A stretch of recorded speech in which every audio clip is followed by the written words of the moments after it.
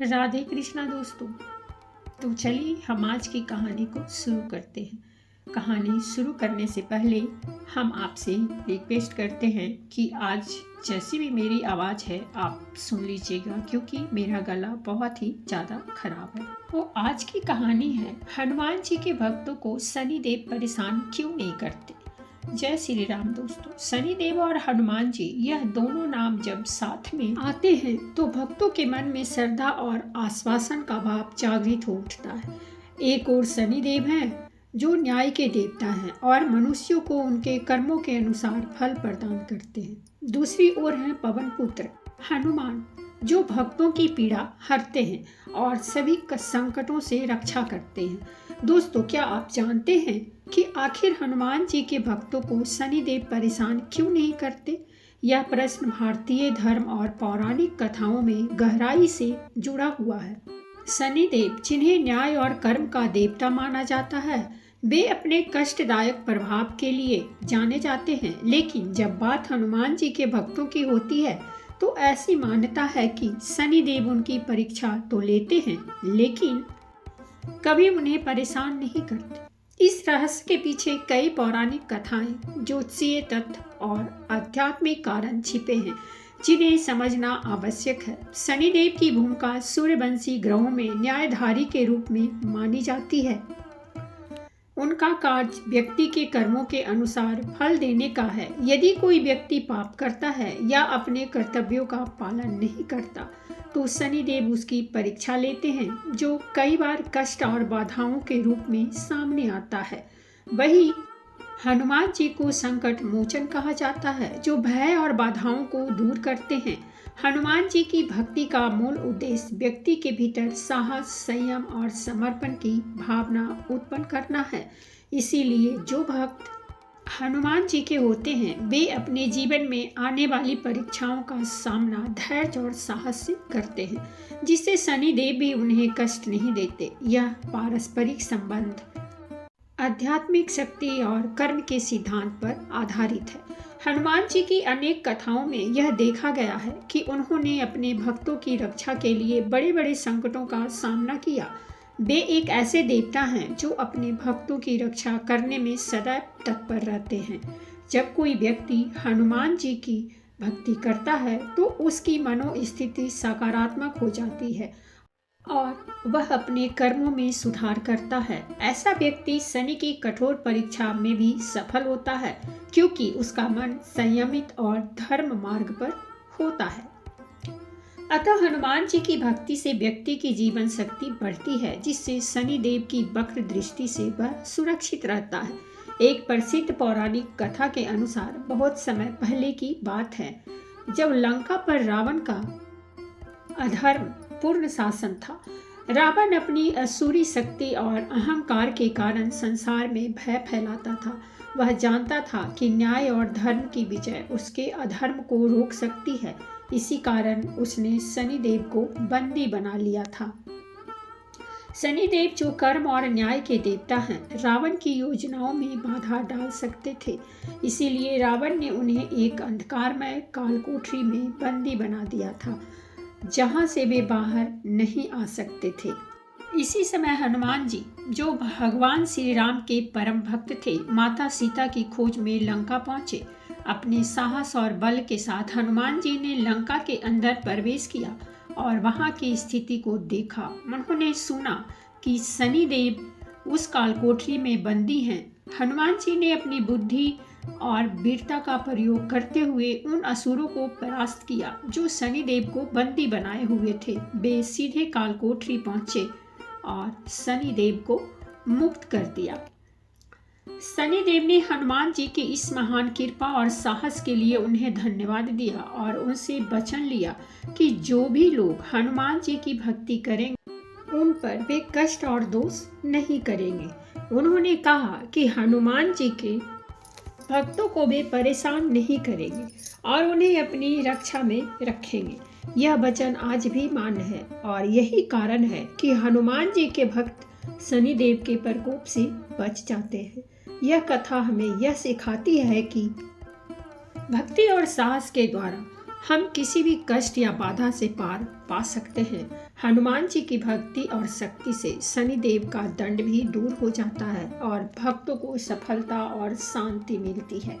अब हम सुनेंगे हनुमान जी और शनिदेव की अयोध्या से जुड़ी दूसरी प्रचलित कथा।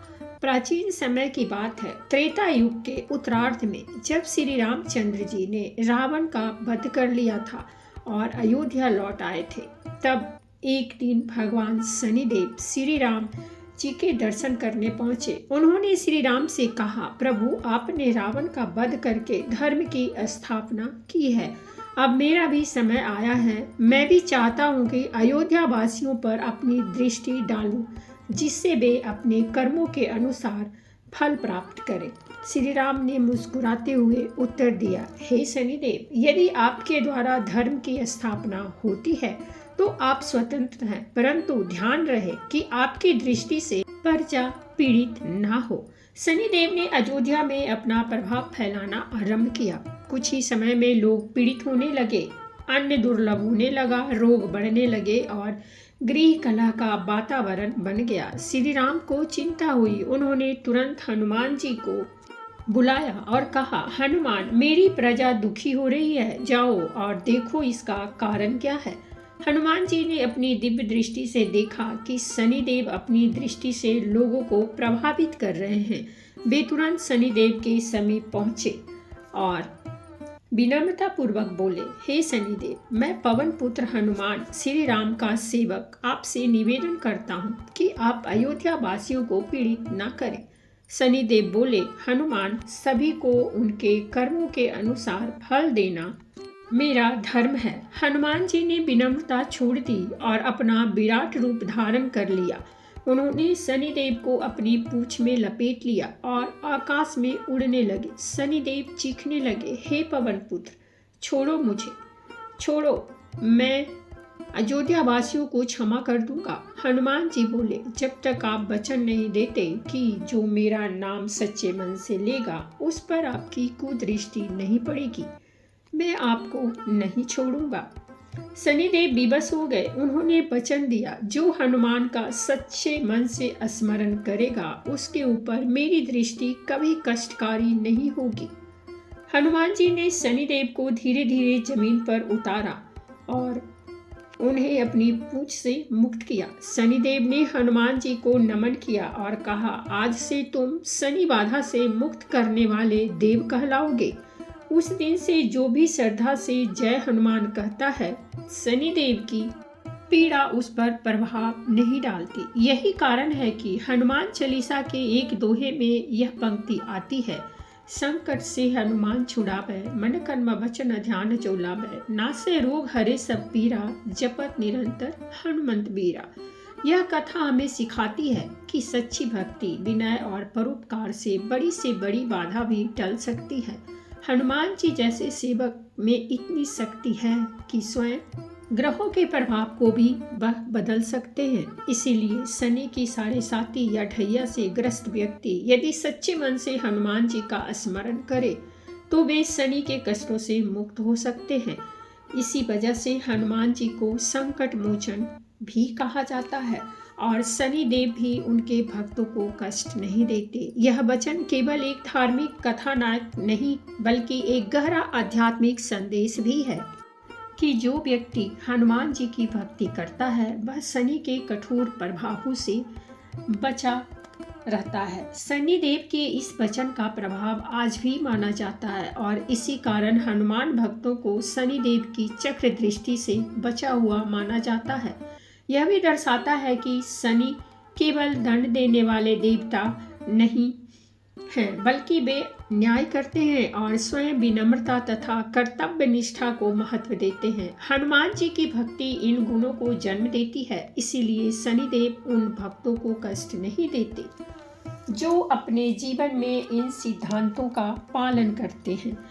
हनुमान चालीसा में भी शनिदेव के प्रभाव का उल्लेख मिलता है। तुलसीदास जी द्वारा रचित यह प्रसिद्ध स्तुति हनुमान जी की महिमा का बखान करती है और बताती है कि हनुमान जी के नाम स्मरण मात्र से मानसिक और आध्यात्मिक शांति मिलती है। कहते हैं कि तुलसीदास जी स्वयं शनि की दशा के प्रभाव में थे, लेकिन हनुमान चालीसा के पाठ से उन्हें मुक्ति मिली। यही कारण है कि शनिवार को हनुमान चालीसा का पाठ करने की परंपरा है, जो शनि दोष से मुक्ति का प्रमुख उपाय माना जाता है। हनुमान चालीसा का पाठ करने से न केवल शनि के दुष्प्रभाव कम होते हैं, बल्कि मनोबल बढ़ता है और व्यक्ति के अंदर सकारात्मक ऊर्जा का संचार होता है। शनि की दृष्टि उन लोगों पर विशेष प्रभाव डालती है जो आलसी, अहंकारी या अधर्मी होते हैं, लेकिन हनुमान जी की भक्ति व्यक्ति के भीतर संयम, साहस और सेवा भाव उत्पन्न करती है। यही गुण शनिदेव को प्रिय होते हैं और उनके दंड से रक्षा करते हैं। शनिवार के दिन हनुमान जी की पूजा, हनुमान चालीसा का पाठ, तेल का दीपक जलाना और तिल चना का दान करना शनि दोष से मुक्ति के प्रभावी उपाय माने जाते हैं। इन क्रियाओं से भक्तों को मानसिक शांति, आत्मबल और कष्टों से मुक्ति मिलती है। भारत में हनुमान भक्ति की परंपरा अत्यंत प्राचीन और व्यापक है। शनिवार को हनुमान मंदिरों में बड़ी संख्या में भक्त आते हैं और शनि दोष से मुक्ति की कामना करते हैं। संकट मोचन हनुमान मंदिर, सलासर बालाजी, मेहंदीपुर बालाजी और अयोध्या के हनुमानगढ़ जैसे मंदिरों में यह श्रद्धा विशेष रूप से देखी जाती है। भक्तों के अनुसार हनुमान जी की भक्ति से उन्हें जीवन में अनेक प्रकार के संकटों से मुक्ति मिली है। यह अनुभव पीढ़ी दर पीढ़ी एक विश्वास में बदल गए हैं। यह दर्शाता है कि हनुमान भक्ति शनिदेव की कृपा प्राप्त करने का एक सशक्त और प्रभावी माध्यम है। हनुमान जी की भक्ति और शनिदेव का न्याय हमें यह सिखाते हैं कि जीवन में संकट और परीक्षाएं आती हैं, लेकिन उन्हें कैसे सामना करना है यह सबसे महत्वपूर्ण होता है। हनुमान जी साहस और सेवा के प्रतीक हैं, जो हमें जीवन के कठिन मार्गों पर अग्रसर करते हैं। शनिदेव न्याय के देवता हैं, जो कर्म के अनुसार फल देते हैं, लेकिन यदि व्यक्ति सत्कर्म करता है और संयमित जीवन जीता है तो वे दंड देने के बजाय आशीर्वाद देते हैं। इसीलिए हनुमान जी की भक्ति से व्यक्ति न केवल शनि के प्रभाव से सुरक्षित रहता है, बल्कि उसे आंतरिक शक्ति और स्थिरता भी मिलती है। आज के आधुनिक जीवन में भी यह ज्ञान प्रासंगिक है। जब हम कठिनाइयों और बाधाओं का सामना करते हैं तो हनुमान जी की भक्ति से हमें मनोबल मिलता है। शनिदेव की दशा चाहे कैसी भी हो, संयम और सत्कर्म से उसका दुष्प्रभाव कम किया जा सकता है। हनुमान चालीसा का पाठ मात्र एक अनुष्ठान नहीं, बल्कि मानसिक और आध्यात्मिक सुरक्षा का कवच है, जो हमें भय और निराशा से दूर रखता है। इसीलिए यह कहा जाता है कि हनुमान जी न केवल संकटों से मुक्ति दिलाते हैं, बल्कि संकटों का सामना करने की शक्ति भी देते हैं, और यही शक्ति शनिदेव को प्रसन्न करती है। इस प्रकार हनुमान जी और शनिदेव के बीच का यह आध्यात्मिक और पौराणिक संबंध हमें यह शिक्षा देता है कि जीवन में आने वाली परीक्षाएं और संकट स्वाभाविक हैं, लेकिन हमें उनका सामना धैर्य, साहस और भक्ति से करना चाहिए। कर्म के महत्व को समझते हुए संयमित जीवन बिताना ही सच्चा मार्ग है। हनुमान जी की भक्ति से मिलने वाली शक्ति और शनिदेव का न्याय दोनों मिलकर जीवन को संतुलित और सफल बनाते हैं। तो दोस्तों, प्रेम से बोलिए जय श्री राम, जय बजरंगबली, जय शनिदेव। तो ये थी हमारी आज की कहानी, और अगर कहानी अच्छी लगी हो तो प्लीज़ हमारे चैनल को सब्सक्राइब कीजिए, वीडियो को लाइक और शेयर जरूर कीजिए। कहानी सुनने के लिए बहुत बहुत धन्यवाद। मिलते हैं हम एक नई कहानी के साथ।